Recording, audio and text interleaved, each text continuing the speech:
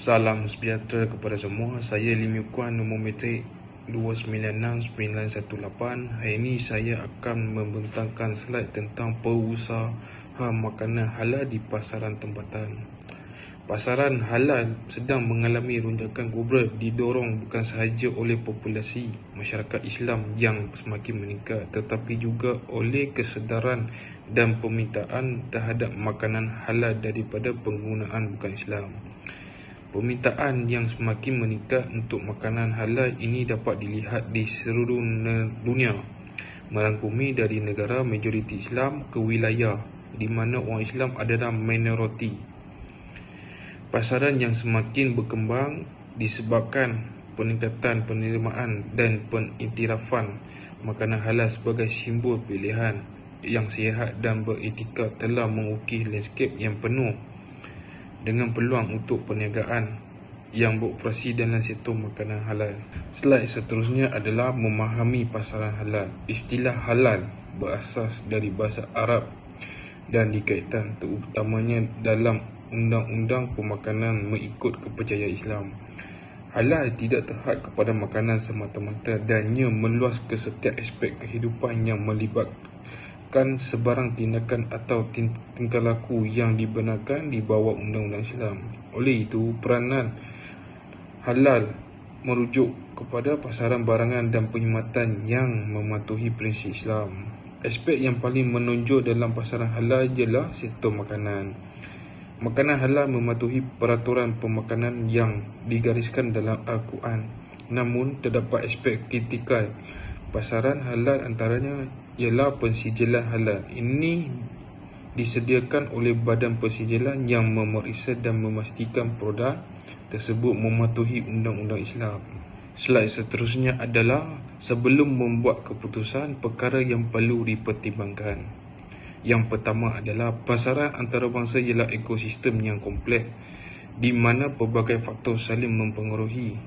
Untuk mewujudkan persekitaran yang sama, ada boleh memupuk pertumbuhan perniagaan atau menghalang usaha pengembangan. Yang kedua adalah saiz penduduk Islam di negara atau wilayah sasaran memberikan pemahaman segera tentang saiz pasaran yang berpotensi. Yang ketiga adalah walaupun dengan populasi Islam yang ramai, jika kuasa beli mereka rendah, ia boleh menghadkan potensi pulangan daripada pasaran. Akhir sekali adalah pada masa yang sama, seseorang mesti mempertimbangkan permintaan umum untuk makanan halal dalam pasaran sasaran, termasuk menilai trend penggunaan dalam kalangan penggunaan bukan Islam. Salam sejahtera. Nama saya Muhammad Jasmi bin Zazali, nombor metrik 2969940. Untuk slide seterusnya berkenaan pertimbangan undang-undang dan pensijilan halal. Apabila terdapat usaha perluasan perniagaan makanan halal di luar negara, adalah penting untuk menavigasi landscape kawasalia dan mematuhi peraturan berbeza yang mengawal perniagaan makanan, termasuk makanan halal. Pensijilan halal adalah aspek asas pematuhan peraturan untuk perniagaan makanan halal. Ia memastikan bahawa produk makanan mematuhi keperluan undang-undang pemakanan Islam dan dibenarkan untuk dimakan oleh orang Islam. Proses pensijilan melibatkan pemeriksaan ketat audit dan penilaian pematuhan yang dijalankan oleh Badan Pensijilan Halal yang dibenarkan atau pihak berkuasa Islam. Seterusnya berkenaan pengurusan rantaian bekalan. Pengurusan rantaian bekalan adalah aspek kritikal dalam memastikan integriti rantaian bekalan makanan halal. Salah satu langkah utama dalam rantaian bekalan ialah mendapatkan bahan yang diperakui halal. Memahami infrastruktur logistik tempatan adalah penting untuk pengurusan rantaian bekalan yang cekap. Kos pengangkutan dan penyimpanan adalah pertimbangan penting dalam pengurusan rantaian bekalan. Pengurusan rantaian bekalan yang berkesan membolehkan perniagaan makanan halal menyampaikan produk berkualiti tinggi dan patuh halal kepada pengguna, sekaligus menegakkan kepercayaan pengguna dan memenuhi jangkaan mereka. Slide seterusnya. penyesuaian budaya dan strategi pemasaran. Apabila mengembangkan perniagaan makanan halal di luar negara, penyesuaian budaya dan strategi pemasaran yang disesuaikan adalah penting untuk berjaya. Berdasarkan pemahaman tentang pilihan masakan tempatan, perniagaan boleh menyesuaikan resepi dan menunya untuk memasukkan hidangan yang biasa dan menarik kepada pasaran sasaran. Membangunkan strategi pemasaran yang sensitif budaya adalah penting untuk menyampaikan nilai dan keturunan produk makanan halal secara berkesan dalam pasaran sasaran. Assalamualaikum, saya Muhammad Azim bin Sulaiman, nombor metrik 296932. Okey, saya akan menerangkan tentang analisis kewangan. Menjalankan analisis kewangan yang komprehensif adalah penting apabila mengembangkan perniagaan makanan halal di luar negara. Seterusnya, analisis ini merangkumi kajian kos yang berkaitan dengan kemasukan, pasaran operasi, penghantaran dan potensi tarif.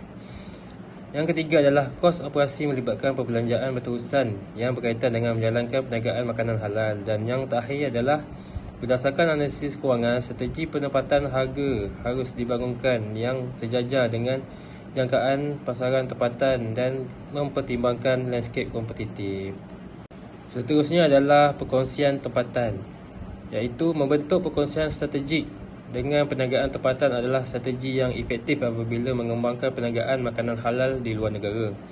Seterusnya adalah perkongsian sedemikian boleh memberikan pandangan penting tentang pasaran tempatan, membantu menavigasi amalan dan peraturan perniagaan tempatan serta menawarkan faedah operasi.